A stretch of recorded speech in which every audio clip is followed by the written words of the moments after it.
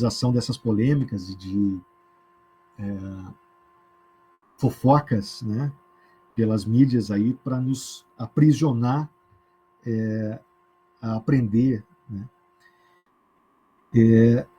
E provavelmente esse último exemplo que eu trouxe do alfabeto e da língua foi o que mais chamou a atenção de vocês até agora. Por quê? Porque faz sentido, é a paixão de vocês, é aquilo que vocês estão se dedicando. Então, tudo que tem relação numa conversa de âmbito geral, acredito que isso aconteça com vocês. Mas quando nos toca, numa conversa geral, algo que nos pertence, algo que nos faz sentido, a gente atenta mais, né? Quando aquilo não tem muita relação com a nossa vida, dificilmente a gente atenta. E aí eu vou lembrar aqui, eu andei pesquisando também para ver se fazia sentido essa minha frase aqui, mas eu acho que faz. As plataformas de ensino, por exemplo, de qualquer língua, têm se utilizado hoje, né, nos momentos atuais, com exemplos, com contextos, ao invés de simplesmente pincelar palavras. Ou seja, a apresentação das palavras por si só não garante o aprendizado. Então, vou pegar como exemplo Desculpe, eu fui olhar uma frase aqui, perdão. Enfim, as plataformas, elas se utilizam de contextos, né? Mas nem sempre foi assim, volto a dizer. A gente imaginava que aprender as palavras tão somente faria nós aprendermos um idioma, ou aprendermos o nosso próprio idioma. Mas o idioma se dá no coletivo, e é isso que nós vamos agora adentrar. Deixa eu terminar esse papo aqui, e vou aproveitar já e vou dar uma olhada se tem alguma coisa no chat.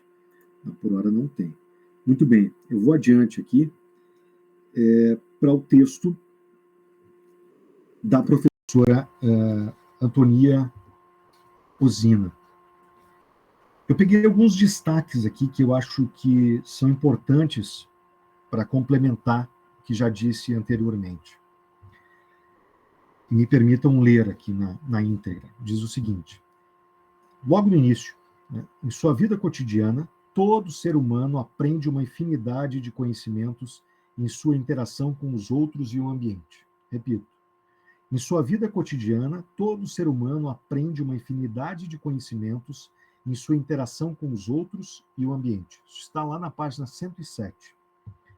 Na mesma página diz o seguinte: historicamente, o conhecimento sistematizado, necessário ao crescimento social do indivíduo, acontece no seio da instituição escolar. Repito, historicamente, o conhecimento sistematizado, necessário ao crescimento social do indivíduo, acontece no seio da instituição escolar. Na página 108 diz o seguinte: a importância da apropriação do saber sistematizado, disseminado pela escola, reside ainda na ideia de que, através desse processo, produz-se a base para a elaboração de novos saberes. Traz um problema. Qual é esse problema? A importância da apropriação do saber sistematizado, disseminado pela escola, reside ainda na ideia de que, através desse processo, produz-se a base para a elaboração de novos saberes.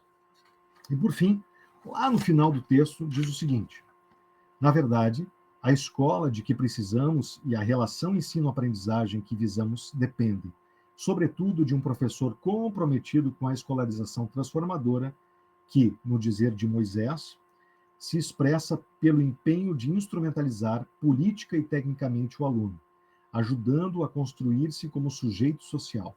Eu já vou retomar esse último parágrafo na minha fala agora, de maneira que não vou ler novamente. Vamos lá. O que diz a professora Osina naquele primeiro momento? Que nós não aprendemos na escola tão somente ou nos espaços institucionalizados. Nós aprendemos em diversos outros espaços. Vocês devem ter exemplos inúmeros aí de coisas, de conhecimentos que vocês carregam que não necessariamente foram vistos na escola. Não há nenhum problema nisso, e isso já me parece um ponto a ser batido. Mas, volto a dizer, para outros sujeitos, de maneira nenhuma isso seria possível. A escola é o ambiente propício, as aulas são momentos propícios. De maneira nenhuma nós aprenderíamos em outro espaço que não os institucionalizados. Isso já é um tema batido, imagino eu, mas é importante ressaltar que nem sempre foi assim.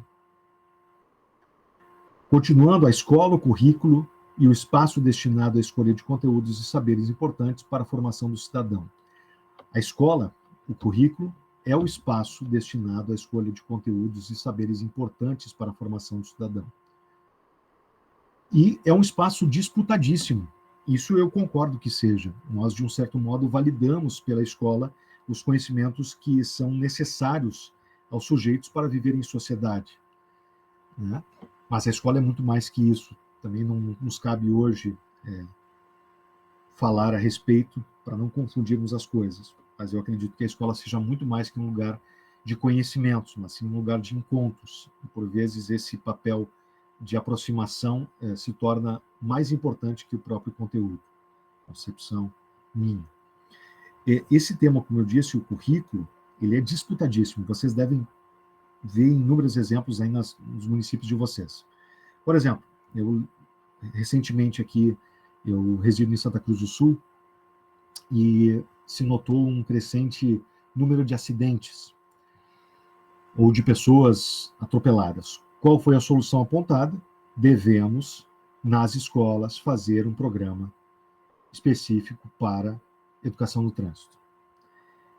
Problemas de economia, as pessoas estão devendo muito. Devemos, desde cedo, ensinar educação financeira nas escolas. As escolas são apontadas como espaço de resolução de qualquer problema social, né? De qualquer problema de caráter social. E, de um certo modo, assim o é. Mas fica difícil a gente conseguir trabalhar com todas as áreas, né, na mesma proporção. Um desafio enorme para os professores, para as professoras, no dia a dia, lidar com tamanha pressão advinda de fora, né? Organiza um conteúdo, organiza um currículo, mas nem sempre consegue desenvolvê-lo, porque aparecem outras demandas. E assim é a vida também, mas é um desafio diário.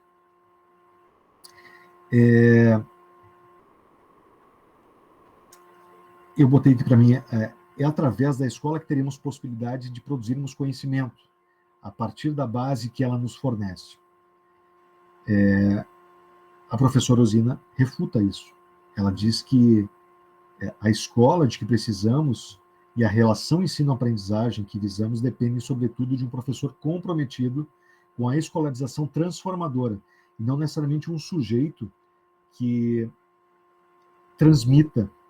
transfira conhecimentos, e sim um sujeito que problematize esse conhecimento, que problematize a vida do estudante. É óbvio que nós temos receio de adentrarmos em áreas que não são necessariamente as nossas áreas de atuação. Eu que sou músico de formação, já vou contar um exemplo sobre isso, sempre tive receio de adentrar em áreas que não estudei de forma profunda, como as letras, enfim. Mas, por vezes, nós somos chamados a fazer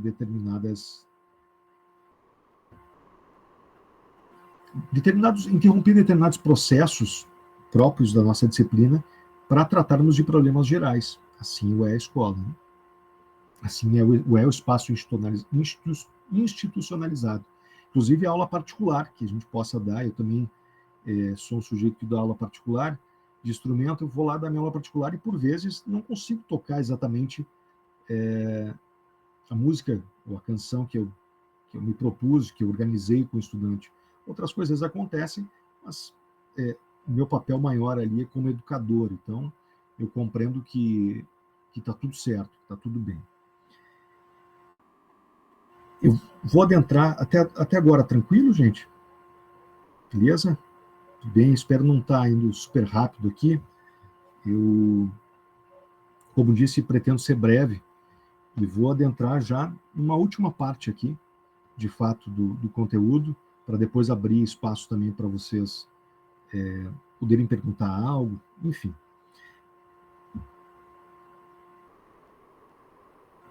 Eu vou trazer um exemplo da minha trajetória para ilustrar tudo isso que eu falei. Eu tive o privilégio, o prazer de trabalhar em 2 escolas famílias agrícolas. Para quem não sabe que escolas são essas, são escolas que trabalham pela pedagogia da alternância. Uma aqui no município de Santa Cruz do Sul e outra no município de Vale do Sol, ambos na região do Vale do Rio Pardo, no centro do Rio Grande do Sul. Há 4 escolas deste mesmo tipo no Rio Grande do Sul. Uma em Caxias do Sul, a primeira em Santa Cruz do Sul, em Vale do Sol, e há uma em Canguçu. Pois bem, essas escolas trabalham com a pedagogia da alternância, como eu disse, é uma pedagogia que vem da França no primeiro momento, encontra resguardo na Itália e na Itália no Brasil. Em 64, se não me falha a memória, houve a primeira experiência de uma escola família agrícola no Brasil. Elas funcionam em regime de alternância. Depois, outras instituições acabaram pegando esse modelo também para suas atividades, mas elas são voltadas, no nosso caso aqui, a estudantes da área rural dos municípios que elas abrangem. Então, são escolas que trabalham com ensino médio técnico em agricultura.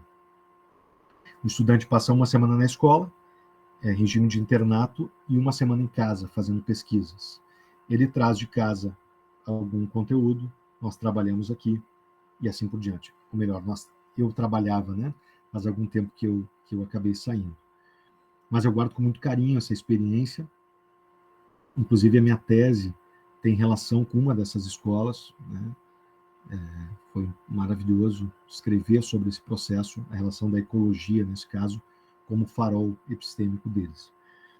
Mas eu trago esse exemplo aqui para ilustrar isso que eu falei do ensinar e aprender.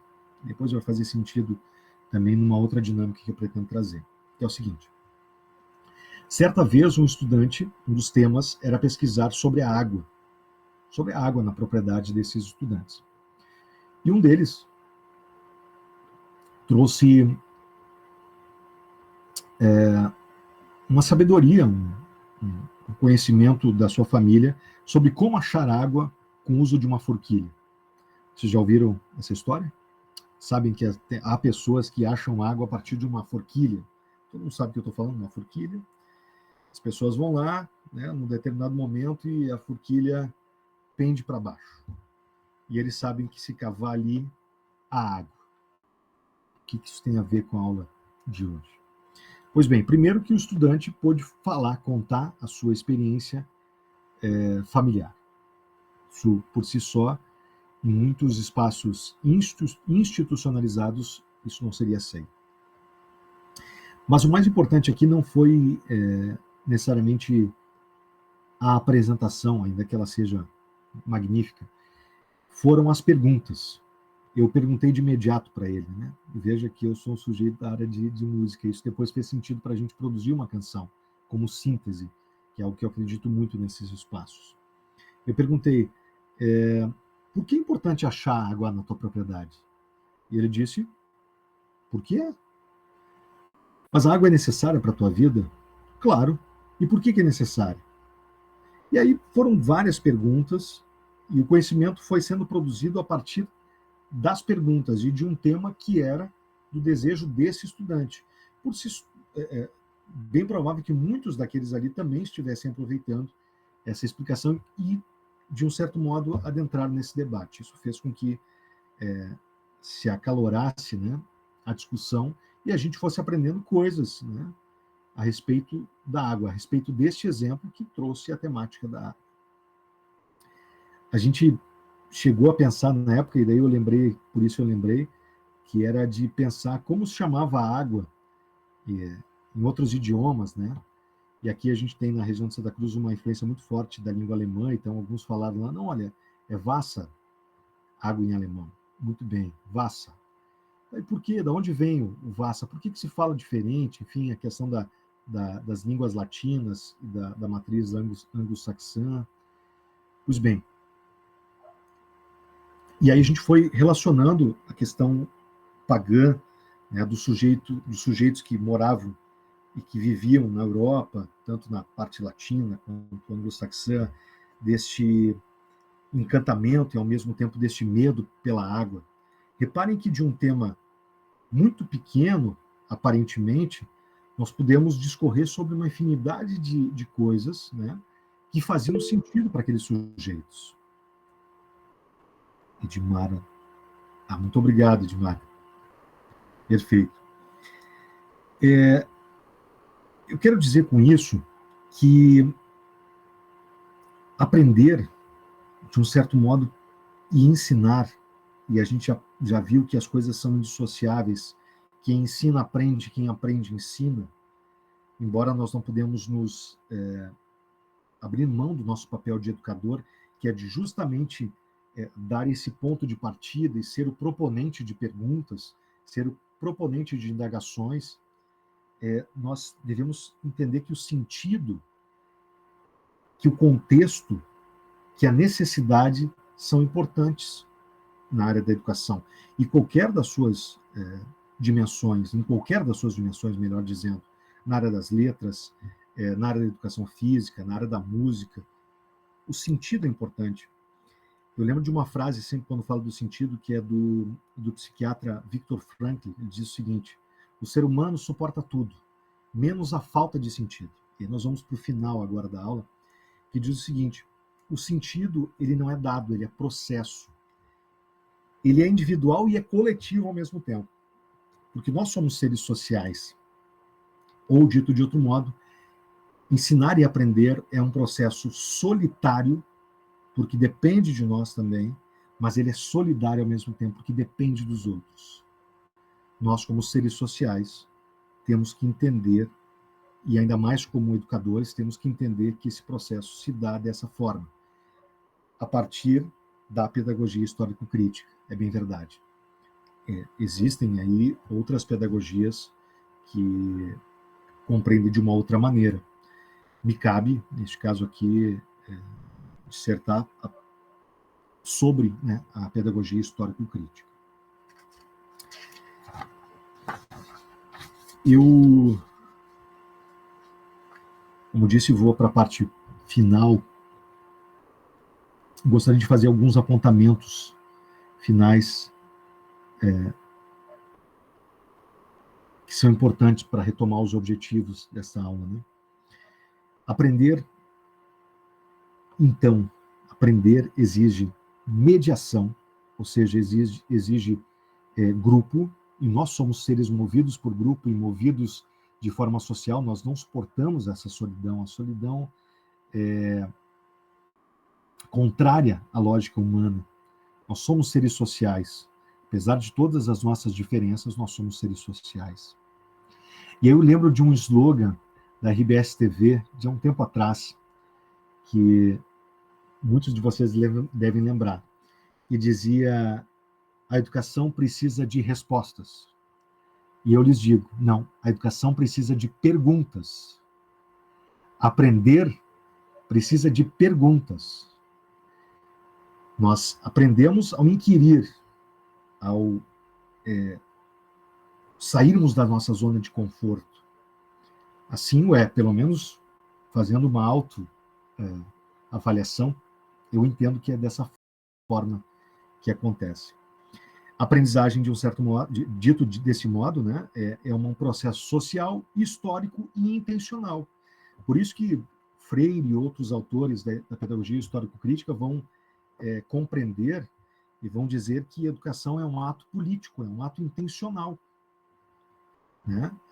E eu lhes disse já de imediato aí, na primeira aula, a respeito da didática magna, né, do Comênios, que ele tinha uma ideologia já. Nós não viemos sem histórias, nós somos sujeitos históricos, sujeitos imersos nesse mundo. Eu lembro de um autor que me é muito caro, que dizia o seguinte: ninguém olha a história da margem do rio. Nenhum de nós olha. Nós temos a mania de dizer os outros, né? Mas nós estamos na margem. Nós não estamos na margem, perdão. Vou retomar. Nós estamos nesse rio da história. nós não conseguimos olhar de fora, nós estamos imersos nesse rio.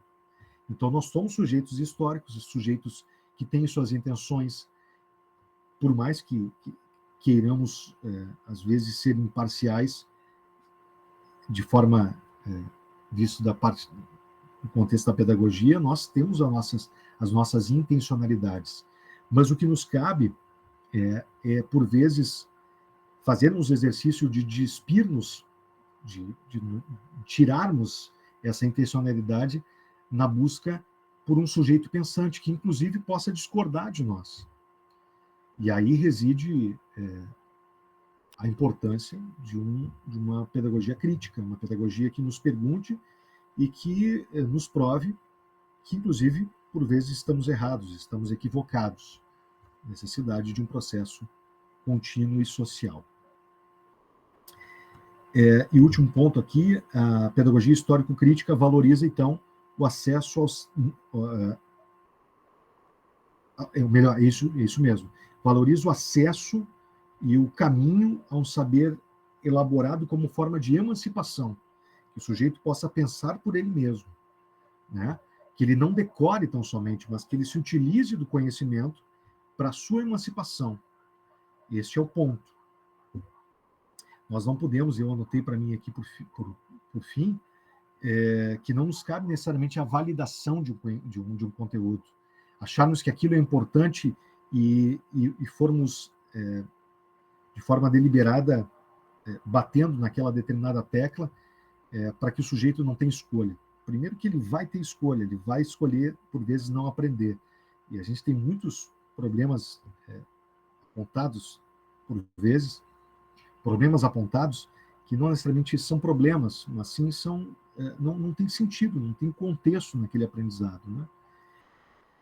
E o nosso papel, de fato, é a pergunta, a sistematização também, né?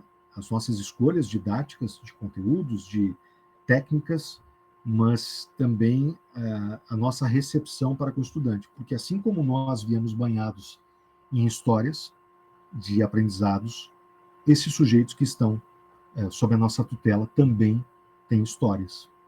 Né?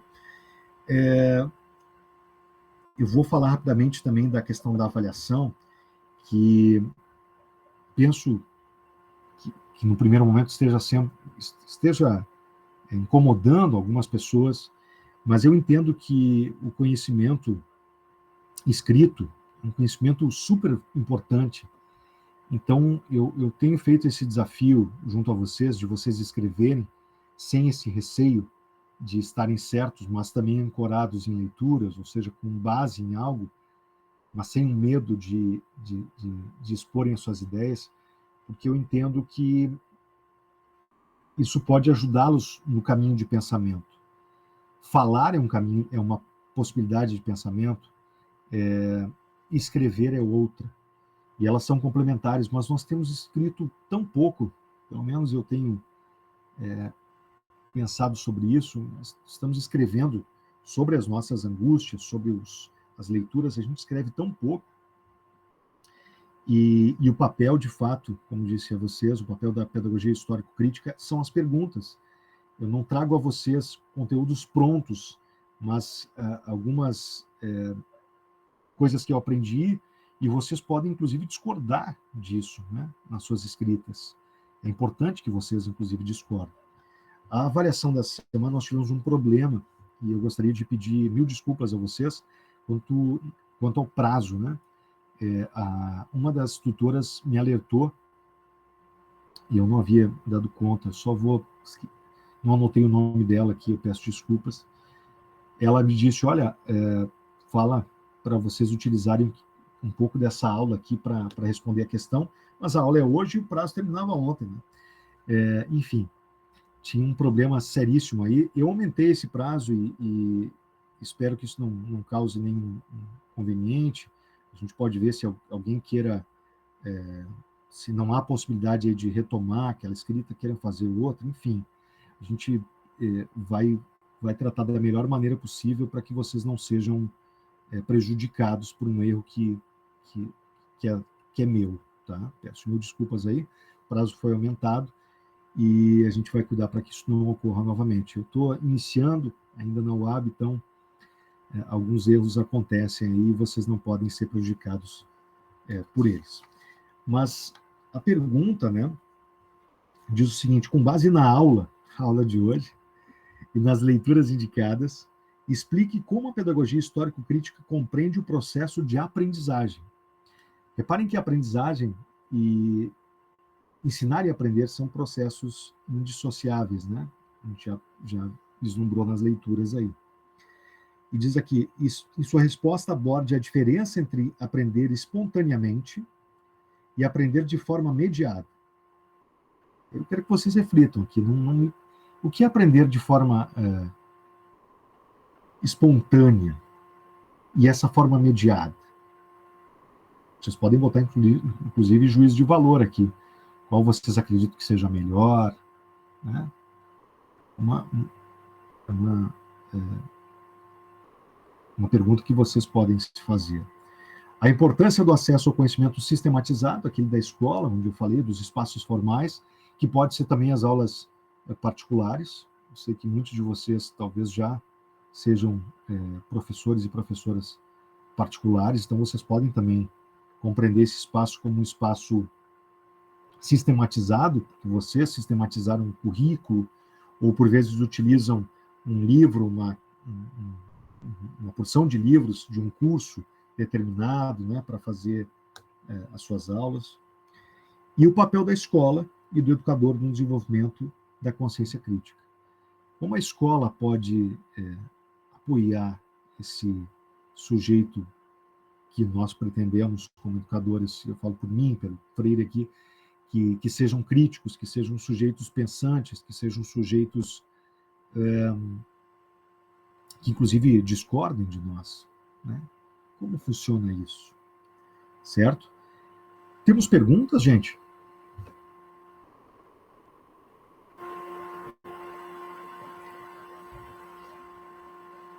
Não?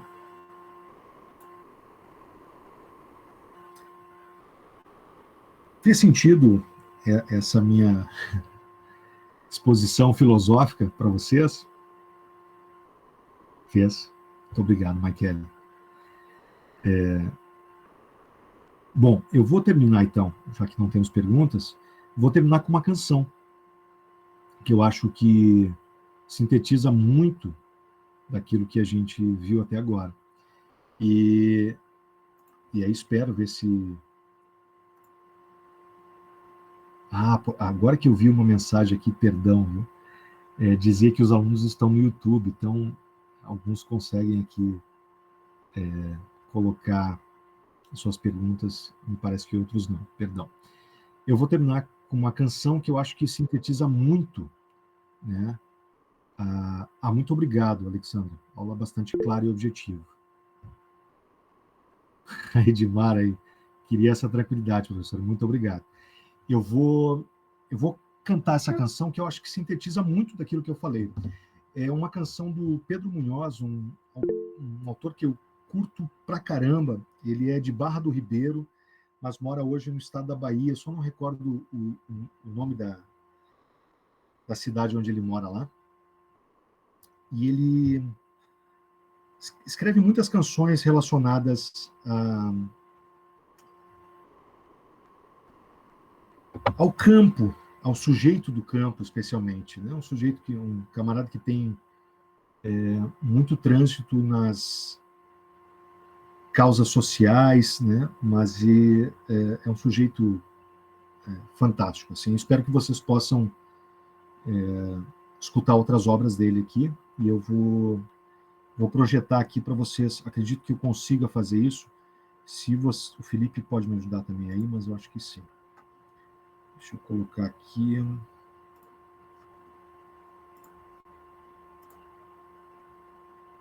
Tela cheia, perfeito.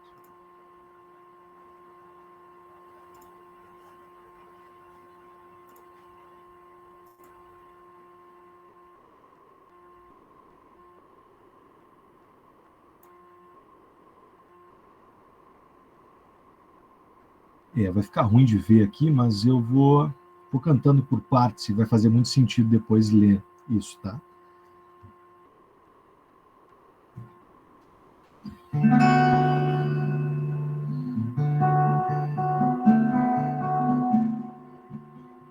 Me responda se puder, pois a pergunta requer. Então pergunto, seu moço, qual missão de ensinar, repartir e vivenciar, aprendendo com o povo? Experiência muito rica, povo escuta, povo explica, e o mundo vem mediar. Estrada de ida e vinda, divina maravilha, da gente se ensinar. Reparem nesse refrão magnífico. Cantemos assim de novo, a menino, velho moço, o milagre das espigas. É o verde da plantação, é a chuva no sertão, eu te ensino, tu me ensinas. Cantemos assim de novo, a menino, velho moço, o milagre das espigas. É o verde da plantação, é a chuva no sertão, eu te ensino, tu me ensinas. E uma segunda parte, olha só. A resposta não é tudo, ensinar é estar junto, dividir, multiplicar. É contar sem ler no livro, aprender é estar vivo, é o que nos faz caminhar. Poesia para quem olha, se emociona, ri e chora, num contente de alegria. Dividindo sentimentos, coração, conhecimento, razão e sabedoria. Cantemos assim de novo, a menino, velho moço, o milagre das espigas. É o verde da plantação, é a chuva no sertão, eu te ensino, tu me ensinas. Cantemos assim de novo, a menino, velho moço, o milagre das espigas. É o verde da plantação, é a chuva no sertão, eu te ensino, tu me ensinas.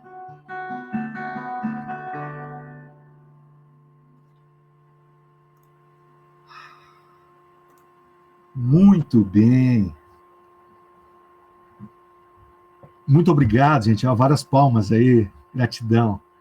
Pois bem, reparem como essa canção é um fechamento, para mim, importantíssimo.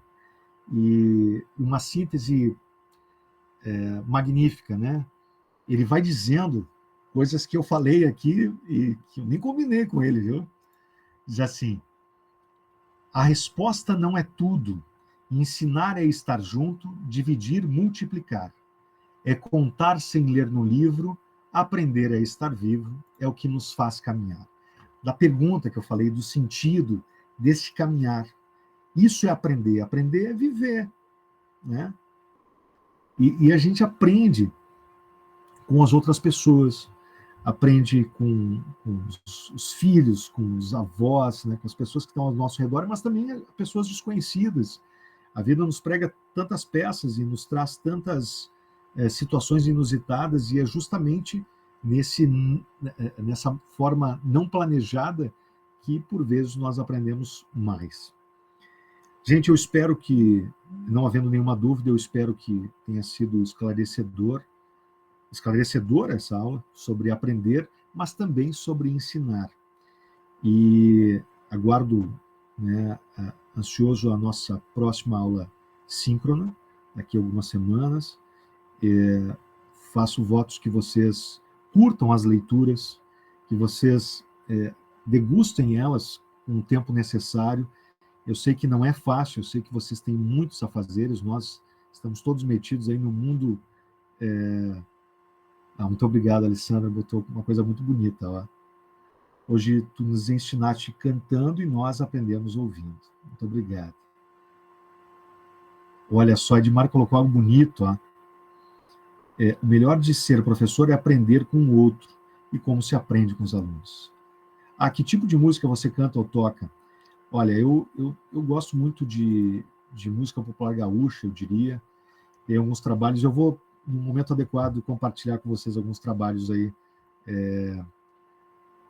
que eu realizo, né? Mas, fechando e honrando o tempo de vocês e a atenção de vocês, eu espero né, que vocês continuem aprendendo com essas leituras, como eu estava dizendo, que vocês possam também ensinar uns aos outros, ensinar a mim, né, me ensinar sobre educação também.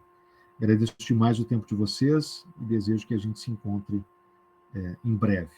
Tá bem, gente? Um abraço a vocês. Até uma próxima.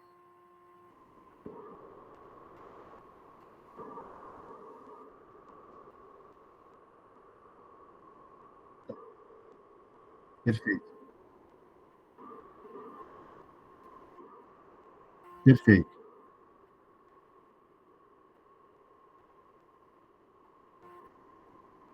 Tranquilo. Acho que todos estão de acordo, né? Perfeito. Muito obrigado, Felipe, pela tua disponibilidade aí. Valeu. Até uma próxima. Valeu. Tchau, tchau. Até mais, boa noite.